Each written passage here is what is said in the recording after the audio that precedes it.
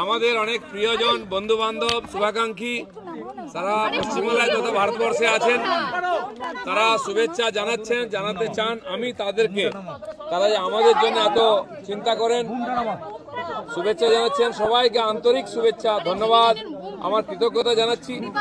সবাইকে ডাকতে পারলে ভালো হতো, কিন্তু সেটা সম্ভব হয়নি। খুব সাদামাটাভাবে আমরা এই পবিত্র বন্ধনের অনুষ্ঠান করেছি। আমি মিডিয়ার মাধ্যমে আমার সমস্ত শুভাকাঙ্ক্ষীকে ধন্যবাদ জানাচ্ছি। আপনাদের শুভেচ্ছা আর আশীর্বাদ কাম্য, যাতে পারিবারিক জীবনের দায়িত্ব খুব ভালোভাবে পালন করতে পারি। পরিবারের সেবা, সমাজের, দেশের সেবা, সব সেবা যেন করতে পারি এবং বিধি বিধানকে যেন সফল করতে পারি, সেই আশীর্বাদ সবার কাছ থেকে চাই।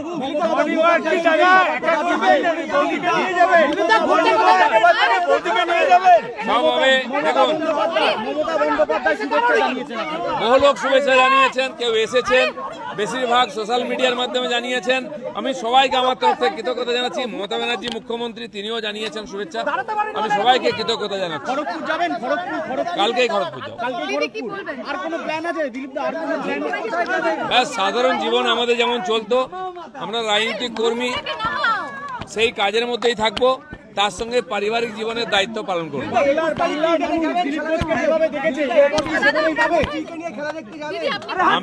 আমি যাতে আমার রাজনৈতিক গতিবিধি ঠিক রাখতে পারি, রাজনৈতিক দায়িত্ব পালন করতে পারি, তার সঙ্গে মায়ের দায়িত্ব পালন করতে পারি, সেই জন্য বিবাহ বন্ধনে আবদ্ধ হয়েছি।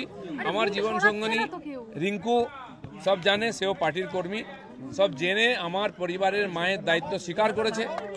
আপনারা আশীর্বাদ করুন যেন সেও এবং আমরা এই দায়িত্ব পালন করতে পারি। আমাদের রাজনৈতিক জীবন যেমন ছিল, আমাদের পার্টি যে দায়িত্ব দেবে, যেভাবে দেবে, পুরো শক্তি সামর্থ্য লাগিয়ে আমরা সেই কাজ করব, বাংলায় পরিবর্তন করব। 2026 নির্বাচনে নতুন উদ্যম কি পাবেন? দায়িত্ব আমি তো যাবো, তারপরে দেখছি কে যায়। একটা রাজনীতি মহলে একটা আলোচনা চলছে যে দিলীপ ঘোষ হয়তো এবার রাজনীতি থেকে অবসর নেবে। অনেকবার বলা হয়েছে, ওই চিন্তা করার দরকার নেই। আপাতত যেটা হয়েছে সেটার জন্য সবার শুভেচ্ছা চাই। ধন্যবাদ সবাইকে। আমি 40-42 বছর ধরে ঘুরছি, ঘোরাটা আমার কাছে নেশার মতো।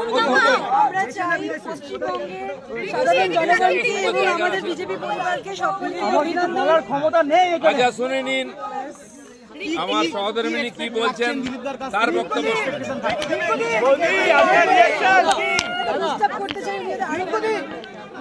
জোরে বলো, বলছি রাজনীতিতে একটা বড় ভূমিকা থাকে দিদি, রাজনীতিতে সহধর্মিনীর একটা বড় ভূমিকা থাকে, ইন্সপিরেশনের ভূমিকা থাকবে। আপনি কি দিলীপ ঘোষকে একইভাবে ইন্সপায়ার করবেন রাজনীতির ময়দানে আবার? অবভিয়াসলি, তার জন্যই তো ওনাকে ঘুরতে যাওয়ার প্ল্যান ইচ্ছে প্রকাশ করেছেন। সামনের বিধানসভায় যাচ্ছে, রিপাবলিকের বুকটা একটু নামাও, সেটা আমাদের পার্টির ওপর নেতৃত্ব সিদ্ধান্ত নেবে। যেভাবে ওনাকে দেখতে চান, উনি সেভাবে পার্টিকে সফলভাবে নিজেকে প্রুভ করতে পারবেন, এটুকু আমি থ্যাংক ইউ। দেখুন, আপনারা সকাল থেকে দাঁড়িয়ে আছেন, খুব কষ্ট করেছেন। আমি চাই আপনারা ফিরে যান নিজের কাজে। সবাই এসেছেন, সবাইকে আমার তরফ থেকে ধন্যবাদ। আগামী দিনে আবার দেখা হবে, কাল সকালে দেখা হবে।